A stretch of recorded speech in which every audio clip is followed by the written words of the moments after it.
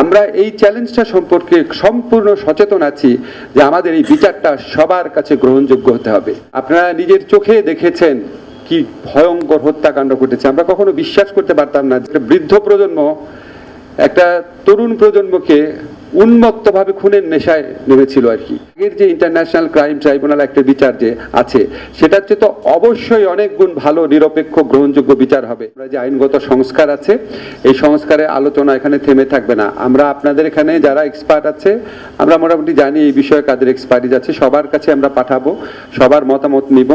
এবং আমাদের এখানে আর দুইটা জিনিস ক্লিয়ার করি, শুভ্র ভাই এটা খুব ভালো মতো বলেছে, শুভ্র ভাই মানে আদিলুর রহমান খান, উনি ভালোভাবে বলেছেন যে আমরা কেন আপনার রোম স্ট্যাটিউট অনুযায়ী আমরা যেহেতু আমরা স্টেট পার্টি আমরা তো যেতে পারতাম, কিন্তু আপনারা খেয়াল করে দেখুন এখানে একটা কথা বলা আছে, একটা স্টেট যদি আনএবল হয় অথবা আনউইলিং হয় তখন সে যাবে।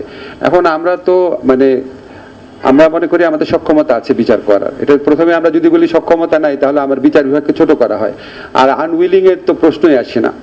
সেকেন্ড হচ্ছে যে হাইব্রিডের ক্ষেত্রে আমরা একটু ইনভেস্টিগেট করেছি, যেমন আপনারা জানেন কম্বোডিয়াতে যে বিচারটা হয়েছে সেখানে খেমা রুজের যে লিডার ছিলেন খিউ সাম্পান, খুব কুখ্যাত মানুষ ছিলেন।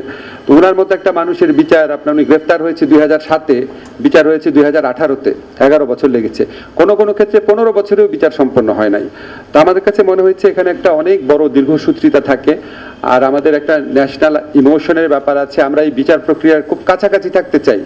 এটার জন্য সবকিছু বিবেচনা আমরা এই আমাদের অভ্যন্তরীণ ট্রাইব্যুনালটা আছে ডোমেস্টিক, সেটাকে প্রেফার করেছি। একটা কথা শেষ বলতে চাই, আমি এটা প্রথম দিন থেকে বলছি, আমরা এখানে কোনো প্রতিশোধ চাওয়া, কোনো প্রতিহিংসা এটা না, আমরা সুবিচার চাই। আপনারা নিজের চোখে দেখেছেন কি ভয়ঙ্কর হত্যাকাণ্ড ঘটেছে। আমরা কখনো বিশ্বাস করতে পারতাম না যে মানে একটা দেশের মানুষ আরেকটা মানে একটা দেশের, আমি এটা বলতাম ইয়ে করে, একটা বৃদ্ধ প্রজন্ম একটা তরুণ প্রজন্মকে উন্মত্তভাবে খুনের নেশায় নেমেছিল আর কি। আমাদের চোখের সামনে আমরা সব দেখেছি। যত বেদনা বুকের ভিতর থাক, যত ক্ষোভ বুকের ভিতর থাক, আমরা এই চ্যালেঞ্জটা সম্পর্কে সম্পূর্ণ সচেতন আছি যে আমাদের এই বিচারটা সবার কাছে গ্রহণযোগ্য হতে হবে। আমার বুকের ভিতরে যত কষ্ট থাক, যত হতাশা থাক, যত আপনার ক্রন্দন থাকুক, ক্ষোভ থাকুক, বিচারটাকে অবশ্যই আমাদের সবার কাছে গ্রহণযোগ্য হতে হবে। আমরা সচেতন আছি, আমরা একটা ডিপলি পোলারাইজ সোসাইটিতে বাস করি। আমরা সচেতন আছি এই দেশে বিচারের নামে কি ধরনের অবিচার হয়েছে অতীতে, আমরা সবকিছুই জানি, এবং এই জন্য আমরা সচেতন আছি যে এটার প্রতিফলন আপনারা আমাদের বিচার কার্যের মধ্যে দিয়ে দেখবেন। আমরা সর্বোচ্চভাবে চেষ্টা করব শুধুমাত্র আগের যে ইন্টারন্যাশনাল ক্রাইম ট্রাইব্যুনাল একটা বিচার যে আছে সেটার চেয়ে তো অবশ্যই অনেক গুণ ভালো, নিরপেক্ষ, গ্রহণযোগ্য বিচার হবে। আমরা চেষ্টা করব আন্তর্জাতিক বিশ্বের কাছে এবং এখানে বাংলাদেশে যারা প্রতিটা মানুষের কাছে যেন এই বিচার গ্রহণযোগ্য হয়।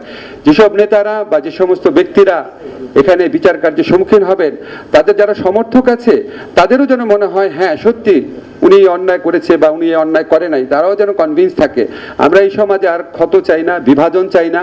আমরা বিচারের মধ্যে দিয়ে একটা রিকনসিলিয়েশন প্রসেসে শুরু করতে চাই, যে সবাই যেন একমত হয় এই বিচারটা যেটা হয়েছে, এটা বিচারে যে শাস্তি পেয়েছে যদি পায় এটা অবশ্যই তার প্রাপ্য ছিল।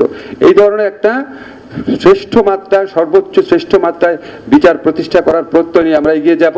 আপনাদের সাথে মাঝে মাঝে কনসালটেশন করব। আমাদের যখন যা গাইডেন্স দেওয়া দরকার দিবেন, আমাদের ওপেন একটা ওয়ে, আমরা একটা গুগল একটা অ্যাড্রেসও খুলবো, যখন যা দরকার পরামর্শ দিবেন।